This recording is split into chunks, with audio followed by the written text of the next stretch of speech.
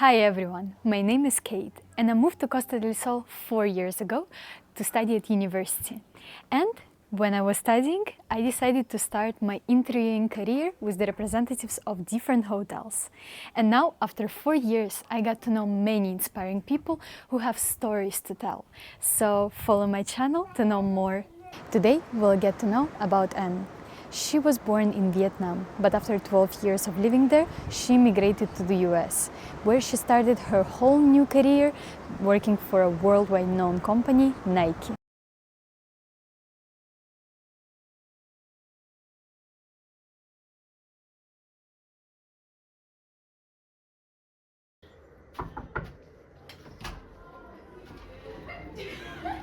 Hello.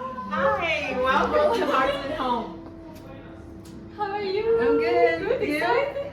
No. I'm nervous. Yeah, me too. Hi. So today is a very exciting day. It's Yeah. Sunday and it's a beautiful sunny day to record our first video with you, with Anne. Yeah. And we're here in Hearts and Homes, a very luxury and boutique hotel that Anne is the founder of. She founded, she refurbished, she did this place comfortable and unique as it is. So how was it? How did you end up here? Tell us the story. Well, first of all, Katie, thank you for the opportunity for the interview. I'm really, really honored. I hope I don't let you down. And I just want to make sure that, you know, we have a good conversation. Yes, yes. So I started the dream of owning a bed and breakfast 15, 20 years ago. I've always wanted to have my own business, and I love the hospitality industry, hence the beginning of this dream. And so when the time came, I felt that it was right. I thought Spain would be a good location, just don't know where. A former friend of mine suggested Mijas, so I started exploring and researching a little bit about the town and found this place, and it took me a year to renovate and design everything from the big renovation, the big, you know, wall knocking down, to the little details that you see here. Has my signature and my heart in it. And so we've been open for almost a year now, and it has been great. It's been fun mostly, and I think that's important. Yes, totally, totally. Yes. So maybe you want to tell us a little bit about yourself, where you're originally from, Yeah. and what is your background? You know, how did you end up here in Right. Spain? So let's see, I was born in Vietnam. I grew up in my first 12 years in Vietnam, and I left the country in 1980, and I emigrated to the US and lived with an American family, and I learned a lot there. That pretty much shaped my childhood. Then I went to university, and after university, I moved to Chicago. I love the city. The only thing that I didn't like was the weather. It's so cold and windy. It's crazy. But my time in Chicago and my time with the first consulting company really shaped my professional life. It made me think about how I want to show up. It made me think about how I want to contribute and how I want my life to, how I want to create that journey for my life. So the first 7 years was really meaningful for me. I made a lot of friends, and that was really, really amazing. If it weren't for the cold, I probably would still be living in Chicago, because I love that city. Yeah. And after that, I moved to the Northwest coast and started my second chapter of my career, which was with Nike. It's an amazing company. It started when I started there in 1997. Then the company was relatively still small compared to the size that it is now. And it has that feel of a small family. Everybody knows everybody. Everyone pitched in and helped. And we loved coming to work. And I love that culture.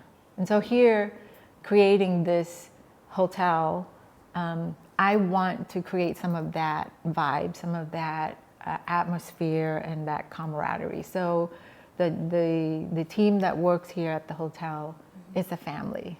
And I think that makes a big difference. And it shows when the guests come through, they feel that they're coming here for a hotel, but it still feels like a home. And it's still feel like part of the family. You joined Nike in 1997. And it's just so crazy to think about how the company evolved throughout these years, you know. And it's really interesting to hear your opinion, you know, like as you said, you joined, you know, like in 1997, and you were in the company how many years? 16 years? No? 25 in total between Nike and Converse. So Nike bought Converse, I believe, in 2000, and in 2003 was when I found out, you know, there's an opportunity. So I waited, and that's when, in 2007, was when I moved to Shanghai and joined Converse. You finished university, you graduated from bachelor's in what degree? In business. I actually double majored. I had a business degree, and I also major in finance. Ah, okay, so, exciting. Because I was really curious about how the stock market works, and I thought I'd get into that field. And it turned out it helped me a lot. Yeah. And how was the change from university to starting the career at Nike? How did this period of time go? Because it's really important for us, like young graduates like me. You know, I just graduated a few months ago. Congratulations! Thank you. And now it's really challenging time, you know, to find your path, you know, to find. And I think working in a big company is the right way, you know. So how was it for you? How did you decide to join the company? So I think that, especially for young people like you now, I'm surprised to hear that it's a hard time, but I can understand that. I think the most important thing, it was for me anyway, was to be really, really clear what you want to do and go after it. Be realistic though, but be passionate. You have to love what you do, because you are going to be spending half of your days, pretty much, right, doing it. So you have to love it. And that's the advice that I always give to young people, to my children as well, is, you know, don't just follow the crowd, follow what everybody, whatever the trend is. Find your things and your passion and follow it. And that's what you did. You found your passion. And that's what I did. Yes. So what position, what department did you start? So I, funny enough, even though I majored in business, but I ended up in technology. And I started out in technology when I was in Chicago. And so when I moved over to Nike, I was their system architect. And there, you know, because of the passion and the curiosity, I wrote a white paper. I spent time doing research, and I wrote a white paper on architecture of all of the systems. I know it sounds really geeky. And the CIO at the time found the paper through my friends. He read it, and he called me up from, you know, to his office. And he wanted me to put the system in place to make it a reality. And for me, that was a huge compliment. And I thought, curiosity and passion really pay off. And I ended up helping shape, you know, the architecture of the systems, how it integrated at Nike. And I spent the next 4 years on a project doing that. And it was a really, really satisfying 4 years. But it was hard work. And you have to be willing to put in the hours. If it's something that you love, it doesn't feel like work. It shouldn't feel like work. It should be something that you believe in and that's how you get up in the morning, right? Totally. And as you work, you love it and you believe in it, and I think that's really important, and that's what I would tell the young generation, Yes, like yourself. that's a very valuable like advice, you know, and I think it's really important, yes, to find the passion, you know, and when you find the passion within the industry that you graduate, it's really cool, Yes, you know, it's yes, really yes. important. So yes, Yeah. thank you so much for that Yeah. answer. And you know, throughout, the other thing too, I would say, is to be open. Be open to opportunities, because you never know where or how it's going to present itself. Be open to try, right? And you know, for you, I completely, utterly in awe that you're doing this, because I know you love thinking about creating your own brand and creating this YouTube channel that you're starting up. I'm so impressed, and Thank it's you. very admirable. Thank you. It's crazy. Yes, I love it. Yeah. It is crazy even for me. It's crazy in a good way. Yes, totally. But yeah, that's amazing. Yeah. Yes. So if I have an opportunity to give my younger self an advice, or you know, anything, I think I would say, be proud. Be proud of your heritage, of your origin, and own it, because without it, I wouldn't be where I am today. Don't think that, you know, where you're coming from, big or small country, big or small town, or where you went to school, big or small, if it's not Ivy League or Ivy League, be super proud of that. And because there's a saying that I always take with me, is you are a product of where you have been, of where you came from. And so that becomes your superpower. So own it. That's what I would tell my younger self. Wow, that's a very cool advice, you know, to think of and Yeah. to think about. Yeah. Thank you. Because I see a lot of younger women nowadays, and I was guilty of that too, is to see what's going on and to see the trend and to follow and to be part of the crowds, which is great, but to the point where don't lose your individuality, because that's your superpower, and that's your strength. Without it, you will lose that uniqueness that says something about you, Katie, or about me, Anne. So that would be the advice that I give my younger self. Thank you. Thank you. You're welcome. Our talk about Nike. Nike. What is the right way to say Nike? You say Nike. Nike. Yes, Nike. we say Because Nike. everyone says Nike, Nike. you Yes, know, in I the know. world. Yes. But you're the right person to ask. Okay, so as you mentioned, Nike started owning Converse, and I think in 2015 and 16, Converse was a big trend, you know, in the Yes. world. Everyone was buying it. It was everywhere. It was like a hype, you know, in the world. How was it like in your Working for Nike, Yeah, or for the- Converse, yes. the brand? I was really proud to work for the Converse brand, because it's so rich in history. It wasn't, you know, it's unfortunate people hear about it now and they associate Converse with, oh, it's being owned by Nike. But on its own, it has such an amazing heritage. It's irreverent, and everybody knows about the brand. And so I was really, really proud to be part of that brand and be a part of that family. I was living in China working for that brand, for Converse. And you know, we had an opportunity to bring the young consumers in China along and just kind of introduce or reintroduce, if you will, what Converse is all about to the young consumer. And I was super proud, even though, you know, my role, I have multiple roles while I was in Shanghai working for Converse.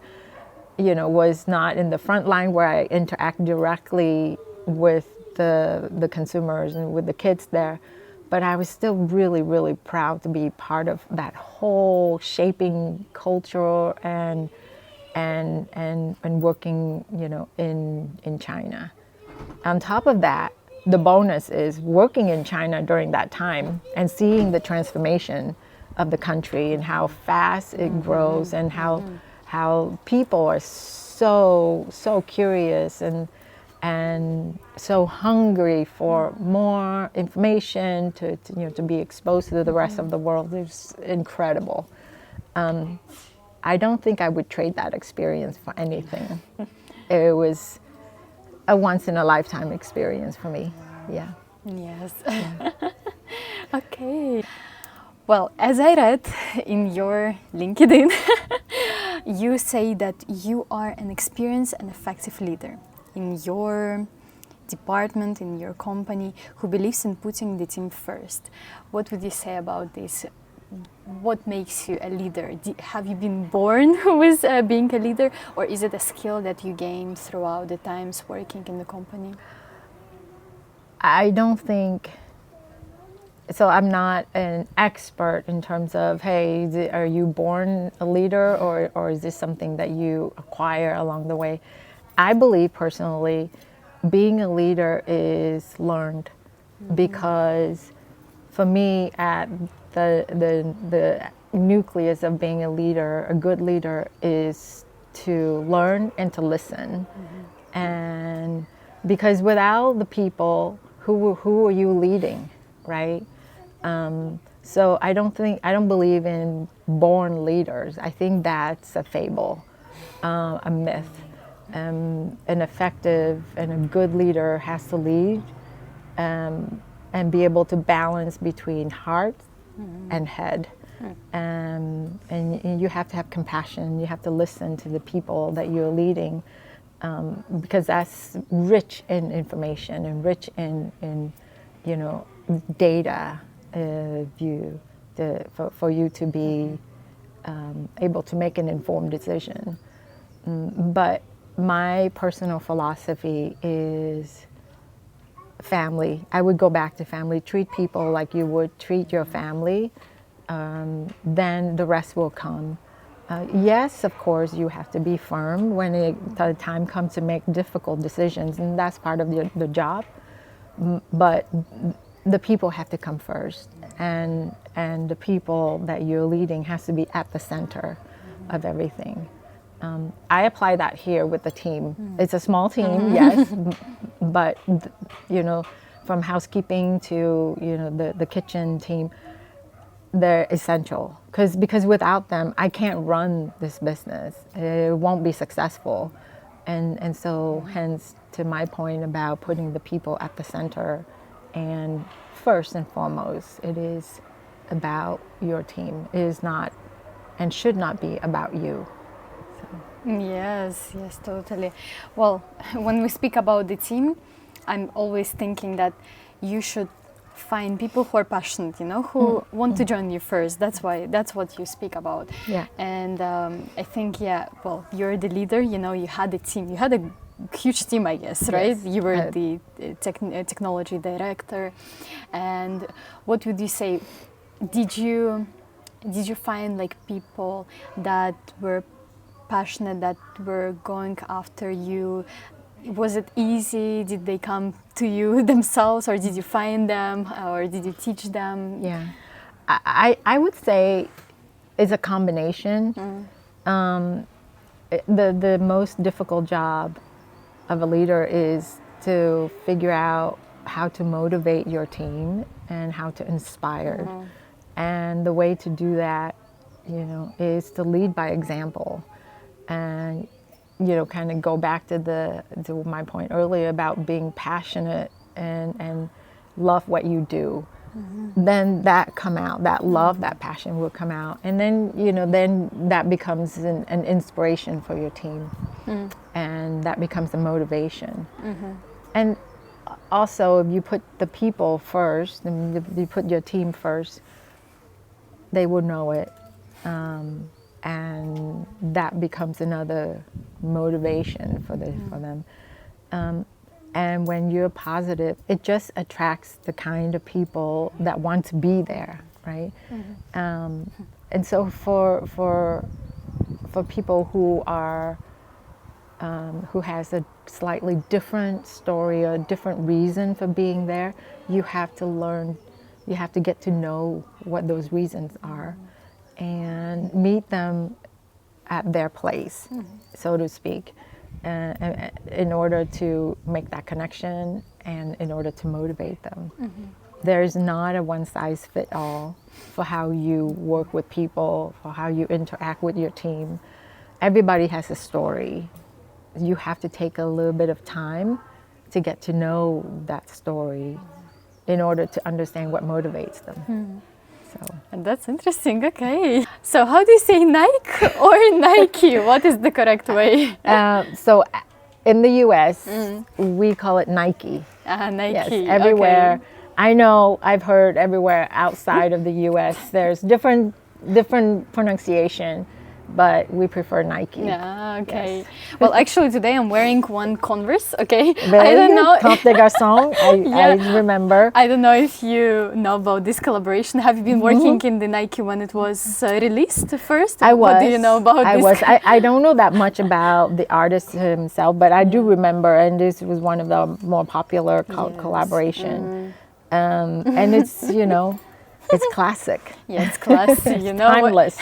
It is totally, Yeah. like me neither. I don't know nothing about this like brand, like about this artist, but when I saw them, and that was like a hit, Yeah. Everyone was around the world wearing them. Yeah. It was like sold out everywhere, but now I found them in El Corte Inglés.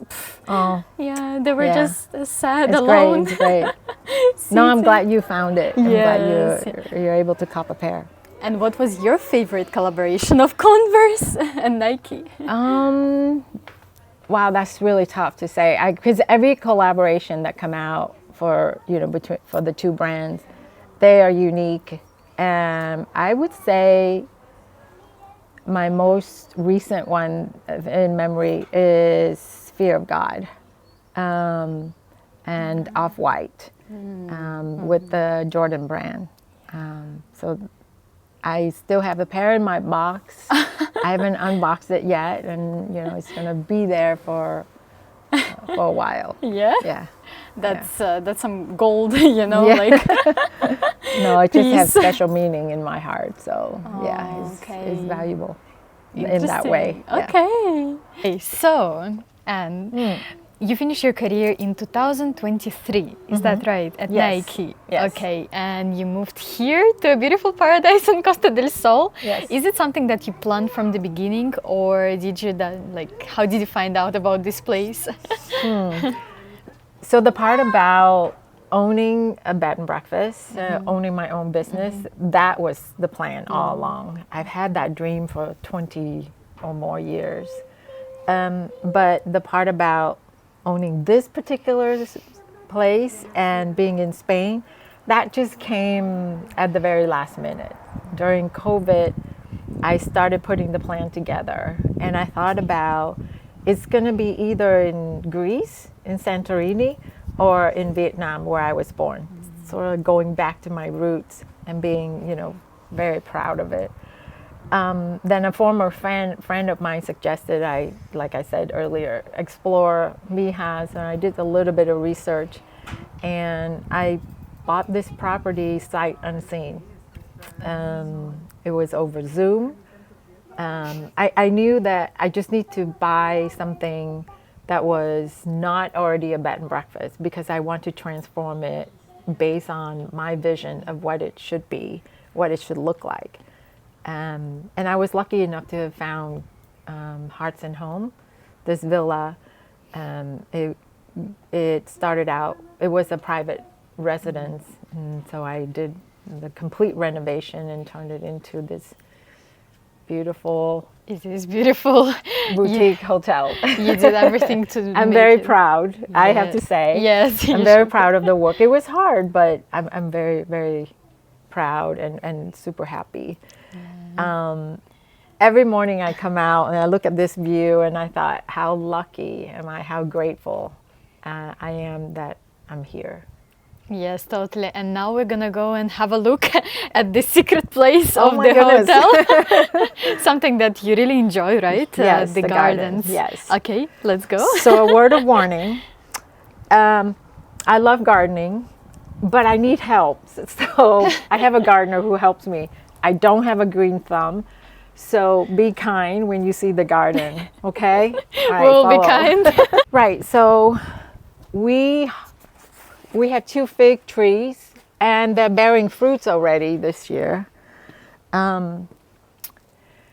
It's kind of cool. I'm really excited because figs, you can do so much with it. We incorporate it figs, into our recipes, our breakfast, so it's really nice. When I first arrived, there was nothing here except a little bit of bougainvillea. So I planted all 4 of those olive trees, hoping that we'll be able to harvest it someday. There are 2 fig trees here that I'm totally in love with. They're beautiful leaves. Yeah. We also have, of course, being in Spain, Andalusia, you have to have citrus trees. So there's oranges. And did you know the flowers of lemon trees, they smell really, really nice. Really? Yes. Can I try? Yeah. Oh my God, I've never smelled Right? a flower from a lemon tree. Oh, so cute. And I love these bougainvilleas. It's amazing. Wow. Yeah, yes, it's like the traditional here, you know. Yeah, yeah. The tree. And of course, down here we have also, we're planting some flowers, vegetables, strawberries are coming in. And you use all of these fruits Yes. in your Yeah, daily. yes. And here's the other fig tree. And then down here we have lavenders, oregano, rosemary, thyme, mint, all kinds of herbs. Wow. It looks kind of sad right now, No, but the we flowers planted are some blooming. tulips. They didn't come out, but I think next year it will be great. And then these, we just planted this last year. This is called passion flowers. Another name for it is climbing clematis. And the flowers, when they open, they're beautiful and they're very resilient. Wow. And up here, we're setting up another table for guests to come up and enjoy, Oh, that's so romantic. read a book, have a glass of wine. Oh my God. Wow. That is so cool. Right? Yes. And look at this view. So thoughtful. Yeah, and then when these flowers, they're gonna be beautiful. So is it how you visualized it? When I started the project, and I haven't seen the property yet, I have all kinds of vision of grandeur, right? It's gonna be huge, it's gonna be this, it's gonna be that.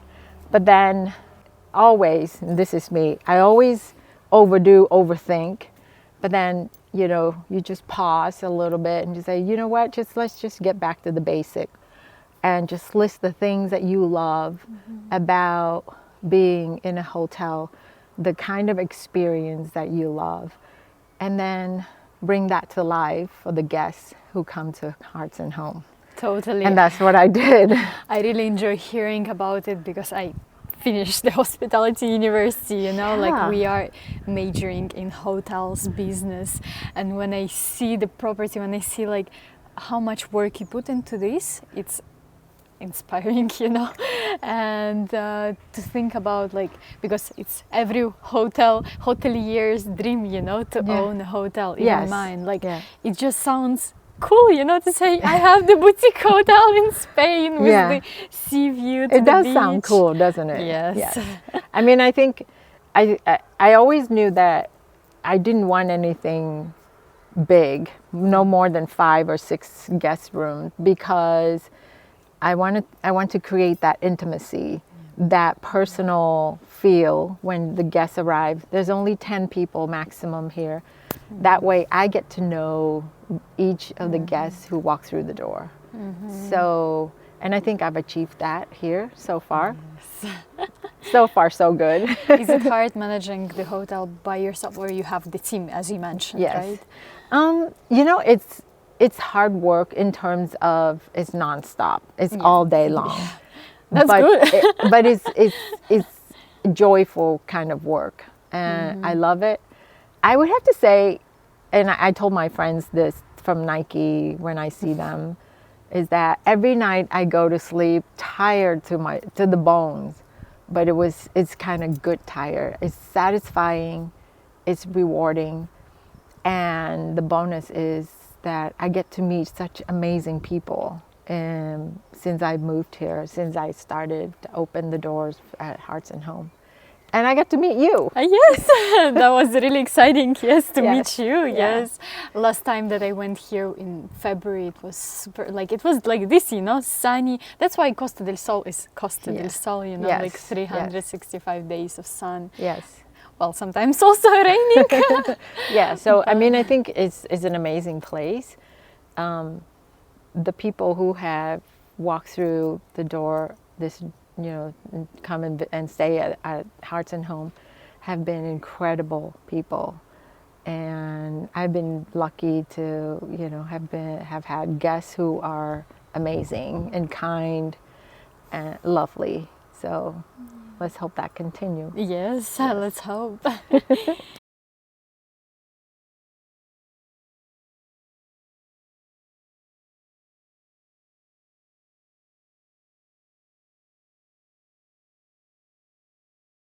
It's this Wow.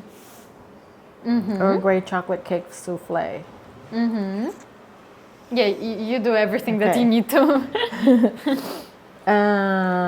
Let's see how many grams.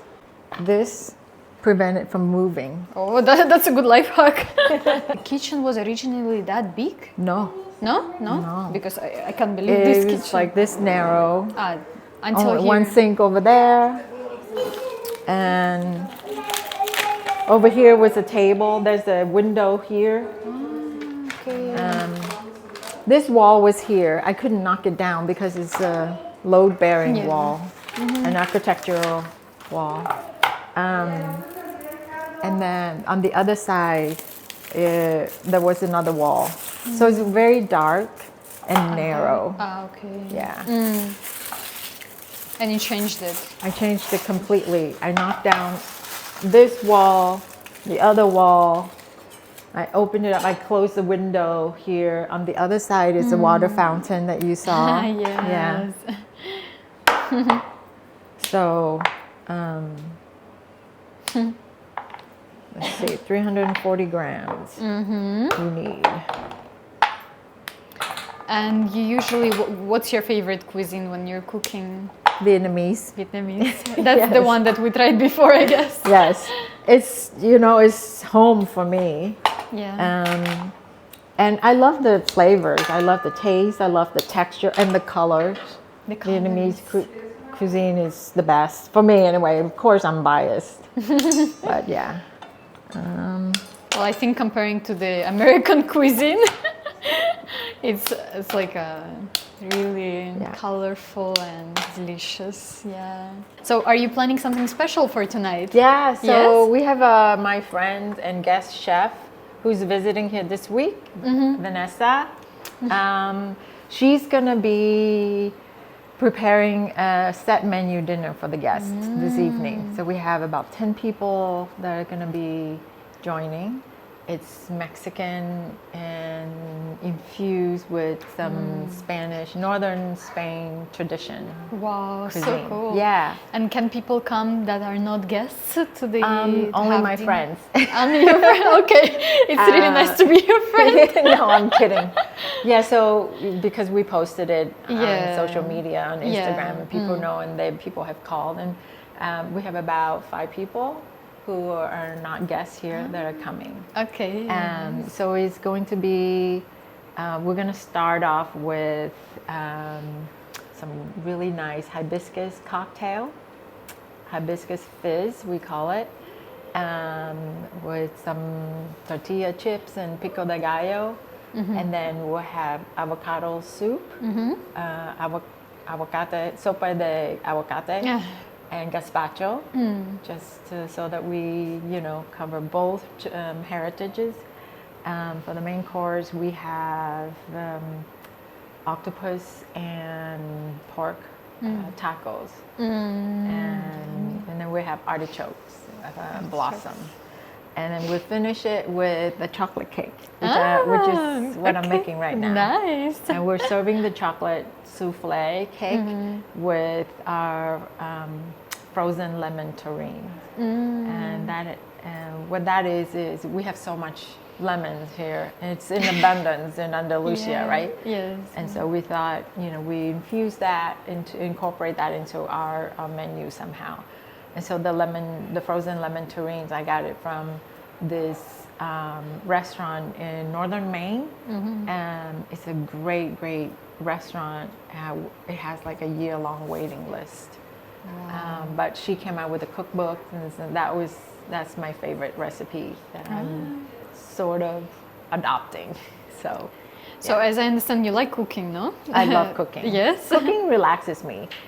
Yeah. It calms me.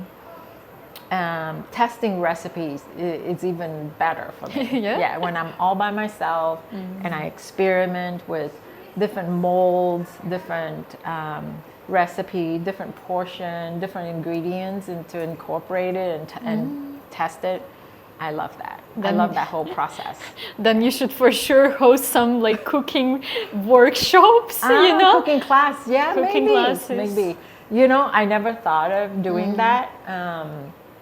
But I have thought about just going to a cooking class just to understand the techniques better, to get better at, what I do. There is a lady in Italy in the south of, I think near Florence. Her Instagram handle is Everybody at the Table, and she teaches cooking lessons. She has cooking lessons, and it's a weekend-long thing. So I've been thinking of going there. So yes, yeah. that's I think exciting. It'll be amazing. Yeah. Okay. Yeah. So what we're gonna do is we're gonna melt the chocolate with butter. We're gonna whip up the egg white. Mix the chocolate cake has mint tea infused, and then the topping of the cake is a candy kumquats, which is a citrus that's really strong in flavor. Wow. You can't eat it by itself because it's very tart. So you caramelize it, and then you just spread it on top of the chocolate cake. Okay, it's nice. Looking forward to see it. Yeah. Okay. And then we have one of our guests who's turning 21 on her birthday, and I'm making a special cake with the mold. It says happy birthday inside. Wow, so when you come out, cool. it's the happy birthday built in. She doesn't know it yet. That's exciting. So yeah, okay. That's a wrap. Maybe you have some kind of like family recipe, something that you love making, like as you said, you love cooking. Maybe you want to share with us some small little trick or something like. Talk about it? Yeah. Okay.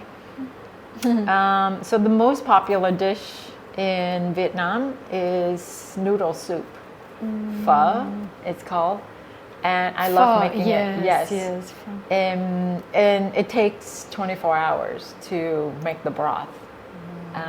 So really the secret is just cook it slow.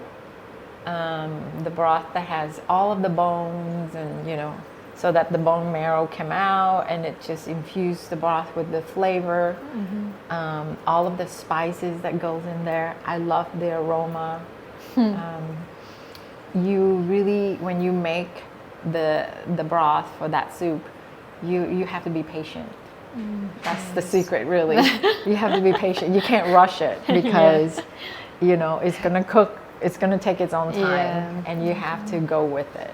So. I even saw, I think, on YouTube once that they have this family restaurant where they cook the broth all the time. Yes. So they cook it for like few years, like tens of years, and that's scary for me. Years? Really? Yes, wow. yes. Like they just cook it. They like all the time add some, you know, products, some ingredients, and then they serve it, and that's amazing. Yeah.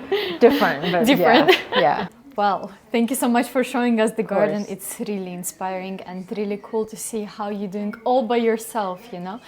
And my last question to you about the hotel, you know, and everything. What are your future plans? What are you planning to do? How are you planning to grow your business? So I've given that a lot of thought. It might be a little bit premature, but I'm the type of person who dream big. So I love what I've created here in terms of the personal touches, the sense of, you know, making the guests feel at home, and I want to be able to replicate that and elsewhere. And so I'm thinking, hey, this could be maybe another location, another Hearts and Home location, either within Spain or within Europe. So that's one path. The other path is I could expand into, you know, just do this, but maybe not in Europe, but in Asia. That gives me a chance to go back to visit my family. So that's what's kind of boiling in my head right now. Yeah, that's a lot of thoughts, you know, like very wide, you know, angles. Yeah. But I'm sure you're gonna find something that suits you, you know, your situation and your case with Hearts and Homes. Yeah, thank you. I want to say this finally. First of all, thank you for such an amazing conversation. Thank you. I really admire what you're doing. And I think you're going to see great successes on your path. Just do what you love and just go after it. Yes. Don't listen to the naysayer. Listen to your mom. But don't listen to people who doubters, right? Yeah. Don't listen to doubters. You know in your heart what you love, just hold on to it with both hands. Yes, thank you so much. And come back and see me sometime. Oh, for sure. Yes, I love this place. In summer it's going to be great. That's great. Thank you. Hi, thank you. Thank you. So one of the things that I love to do is have like an old school guest book for guests to sign. Because, you know, in these days, everybody writes reviews, but I think this is something that I can keep with me for a long time. And so a couple weeks ago, we had this couple who they're Spanish, Laura and Ignacio. They're living in Stockholm. So they came to stay for a few days. It was raining all the weekend. It was during Semana Santa. And when they left, they signed the book, and I didn't see it until the next day. And I opened up, and this is what I saw. And she did a sketch or an illustration of me and my two cats. It is such a lovely surprise. I was blown away. And this is what I'm talking about. When you put your heart and your passion into something, you get back something that is surprising, amazing, and beautiful. So, thank you so much for watching this video. If you live on Costa del Sol and you have a story to tell and you want your business or your personality to be shown on our YouTube channel, then just contact me for more information.